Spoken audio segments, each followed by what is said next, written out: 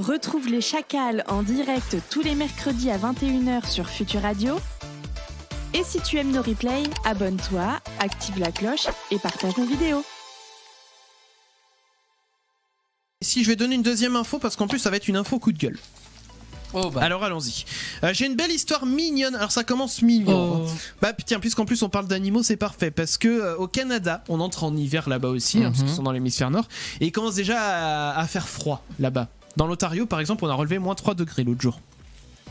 Ça va. Et c'est dans ce contexte que des sauveteurs animaliers ont fait une drôle de découverte. Ils ont trouvé une chienne errante qui protégeait du froid une portée de 4 chatons abandonnés. C'est mignon. Une chienne qui protégeait 4 chatons. Ils avaient tout juste 5 semaines et en fait sans cette chienne qui a été baptisée Serenity, les chatons en fait ils n'auraient pas survécu. Et le refuge en fait a proposé d'adopter les 5 animaux ensemble pour pas les séparer. Et vu qu'ils ont créé des liens entre eux déjà, et il y a déjà une trentaine de familles qui s'est manifestée pour l'adoption. Donc pour les prendre tous les 5 par 5 ? Tous les 5, ouais. Non mais y en a qui aiment ça. Ça en fait de la litière. Hein. Ah oui, ça c'est sûr. Je suis sûr la chienne c'est une zoophile pédophile.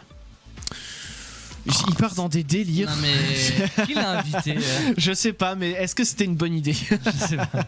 Mais du coup, j'en profite pour passer un petit coup de gueule, comme je vous l'ai dit, pour rappeler surtout un message important. On approche de Noël, là, c'est dans moins d'un mois. D'accord? On est le 27 novembre, c'est dans moins d'un mois. Et si votre petite famille se hype à l'idée d'adopter un animal, réfléchissez-y bien. Parce que dans 6 mois, beaucoup d'entre vous, en fait, vont décider de l'abandonner sur le bord de la route des vacances parce que c'est trop difficile de s'en occuper, des animaux et tout blablabla. Alors, rappelez-vous bien que salaud, oui. un chien, exactement, mais merci de dire les mots sans langue de bois. Un chien ou un chat ou autre, d'ailleurs, c'est comme un gosse, vous en êtes légalement responsable. C'est un être qui a des sentiments, des envies, des besoins comme vous. C'est pas juste une peluche, un accessoire de mode ou un objet de décoration.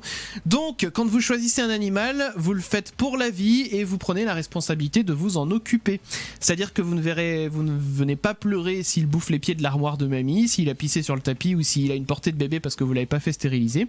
Et privilégiez aussi les animaux en refuge qui ont besoin d'être adoptés parce que si vous voulez adopter une race bien particulière dans un élevage, demandez-vous seulement si vous voulez un animal pour son affection ou pour votre matu vu. Voilà, c'était mon coup de gueule de ce soir. Mais complètement d'accord avec toi.